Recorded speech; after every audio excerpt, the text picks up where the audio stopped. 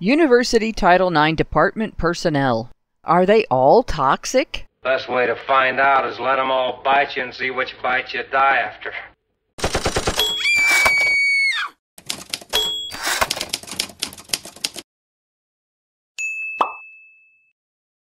If you've ever worked for a corporation, you've probably had some dealings with their human resources department. Maybe you've had questions about your insurance benefits, had to take leave from work, or needed additional information when filing your taxes. Often, these are handled by human resources departments, but they're not the department's main function. That is to keep their employer, your employer, from being sued.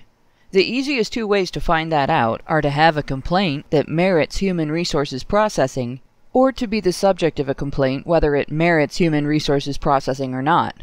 Suddenly, you are the fly in your workplace's ointment, and while the process you go through to resolve whatever complaint has been made will seem as straightforward as it can possibly appear, you'll soon find the ultimate goal is to preserve the ointment by removing the fly.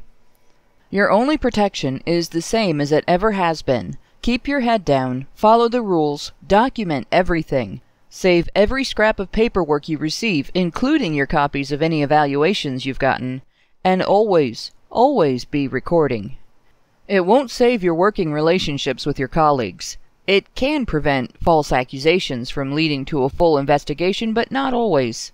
It won't necessarily preserve your job for very long if you are accused or have to make a complaint, either. What it will do is make it hard for your employer to get rid of you before you find another job. It may provide you with the evidence you need to sue for compensation if you've been illegally mistreated by your employer. What does this have to do with Title IX? Title IX has created a university administration to student equivalent of the lawsuit prevention function of corporations' human resources department, and it comes with its own kangaroo court system.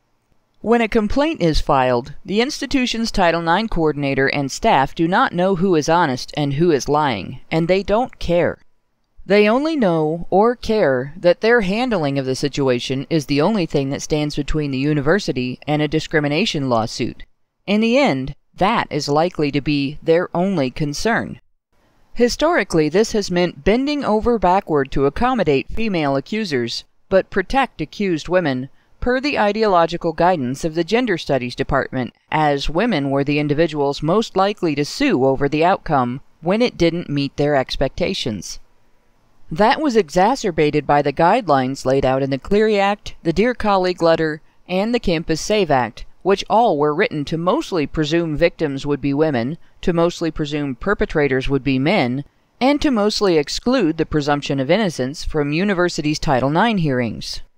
With Education Department guidance and aspects of the law supporting female and only female accusers rather than due process, it would seem safest for the university to assume that female dissatisfaction with the process would be more likely to lead to university liability than would any dissatisfaction expressed by the men, especially accused men.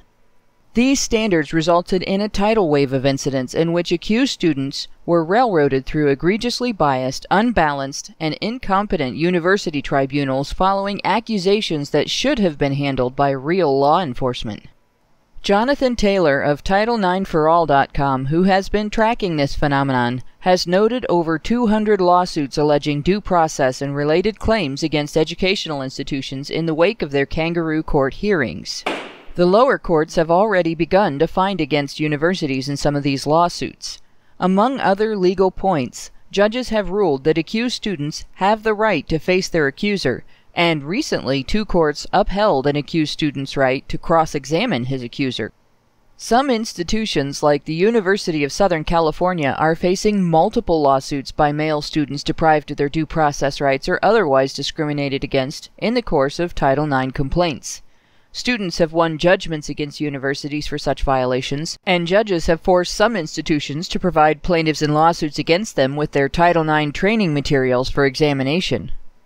It is becoming obvious to administrators at this point that they cannot just presume a Title IX complaint true or valid and go from there, nor can they bias their response depending on the sex of the accused versus the sex of the accuser. Throwing male students under the bus to defend against the wrath of female students will not protect their institutions from repercussions should their procedures and policies, or their administration of them, be unfair.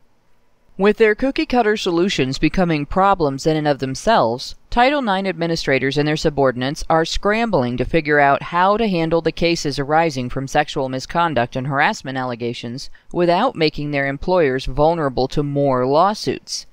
As a result, they are now consulting with attorneys who have handled some of the lawsuits caused by university mishandling of conflicts on campus.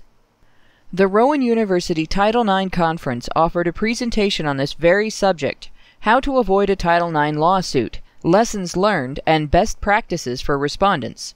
Tonight, we'll be looking through the slideshow for this presentation as our undercover badger explains what was discussed by the presenter.